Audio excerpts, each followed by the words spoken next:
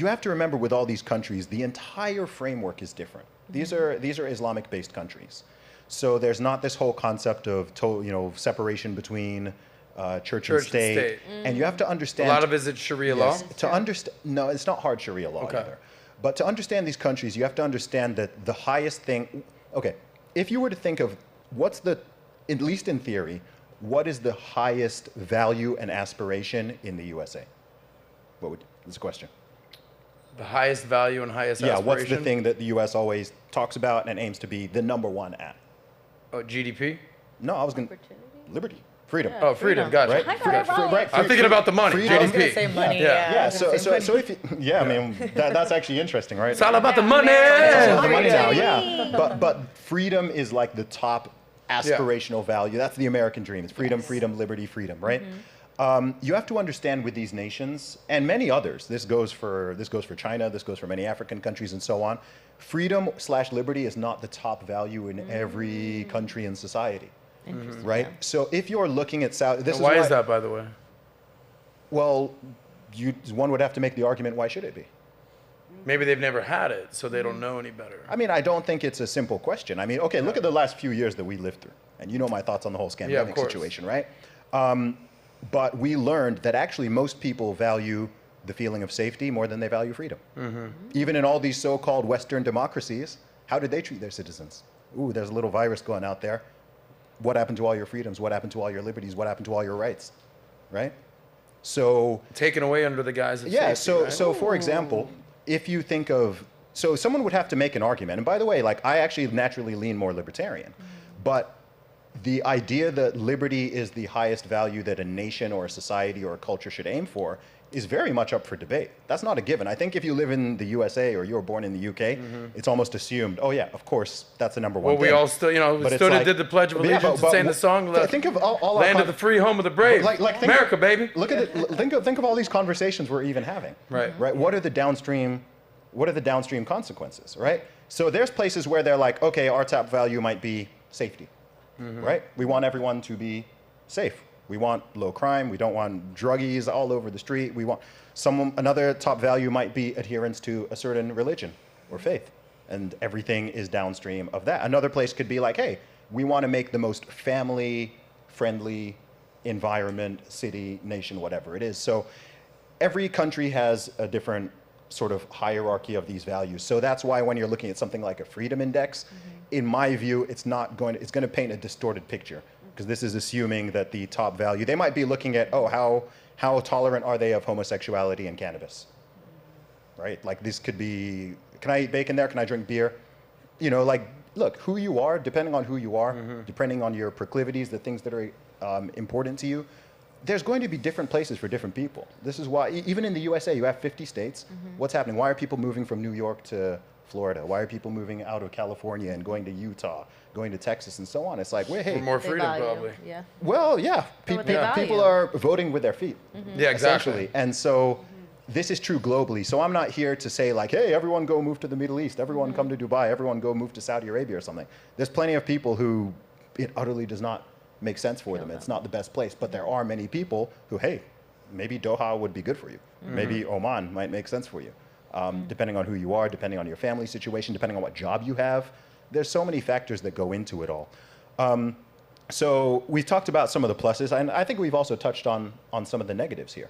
What were those? As answering the question. So if the things that are massively important to you, or you massively value, I don't know.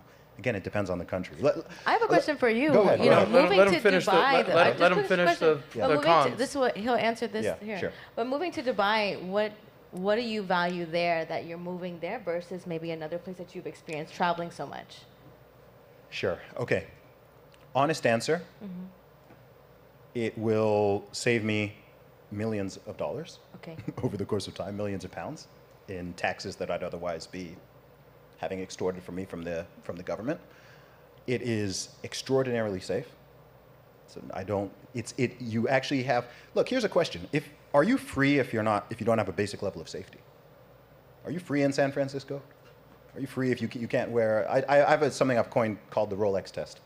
And I think if you're in a city where you're not comfortable wearing a Rolex or another nice watch out on about on the street, and you don't even have that freedom because someone's going to come and jack you, how free are you? Right? If I can walk around, if I can leave whatever, and I don't need to be constantly thinking about basic safety, then there's a level of freedom there. There's a level of freedom in not having 30, 40% of your money being extorted out of you every year by the government. Fantastic facilities, infrastructure, great place to raise future children. All of these things are very attractive, very easy to set up a business and run it out of there. In terms of the things that are the downsides, for me personally, a lot of it doesn't affect me. I don't drink alcohol anyway. Yeah. I don't do drugs. I don't smoke weed. I'm pretty conservative in how I even operate. There's nothing I can do in Miami that I want to do that I can't do in Dubai. Fair enough. Right? Now, when it comes to your businesses, is most of your businesses coming out of the U.S.? Very global. Okay. Very global. So Okay. just to kind of, I see what you're saying, that it's a Sure. spectrum, right? Yeah. And it depends on what you value. Absolutely. Like if you ask any mother in any country, what's your number one concern for your child, that would be safety. Yeah, it's not going to be no freedom. doubt. It's not going to be freedom. It's not necessarily freedom. But, you know, so on one end of the spectrum, it's almost like freedom to do whatever the hell you want, right? And on the other end of the spectrum is don't fucking kill me, okay? So in America, we were founded on what? Rugged individualism. Do what the hell ever you want to do. Like, go west, young man. So you use San Francisco as an example, okay? Or if you ever go to Portland, Horrible. or if you go to Seattle, it's an absolute shit show. It's terrible. Literally. But, you know, this is where Silicon Valley is. This is where Nike was founded. The economic output is insane out there. But if you go, you know, this is my opinion, I don't know. But if you go to certain countries in the Middle East, like you don't even have the freedom to say what you want to say, do what you want to do, drink what you want to drink. So a lot of people are be like, yeah, I guess I'm safe if I shut the fuck up and do what they say. By the way, so there is that nuance. Dude, in the UK, you're not free to say whatever you want to say. In Australia, you're not free to say what you want to say. In Canada, in Ireland, in these countries, apart from the US, the USA is the only of these countries that has freedom of speech properly enshrined. Yeah. In the UK, in Australia, and Canada, you can be arrested. I know people who have been arrested for things they've said in the real world or online. There's comedians being arrested for telling jokes, right? So Maybe I they think just weren't that funny. So I think I think there's a little bit of a facade here, you know.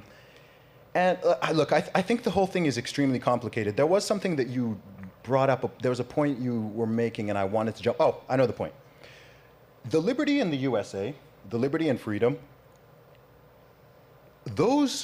for that to operate optimally, you need to have substructures and foundational pillars that coincide with them. Not at the state level and the governmental level. I'm talking religion, I'm talking family, I'm talking solid moral foundations, that the idea that just because you can do something doesn't mean you should. We all understand this, right? Right. Just because you have the freedom to do something doesn't mean it's good, it doesn't mean it's right, it doesn't mean it's moral, it doesn't mean it's pro-social, and it's generally good for yourself or your nation and so on. We all understand this.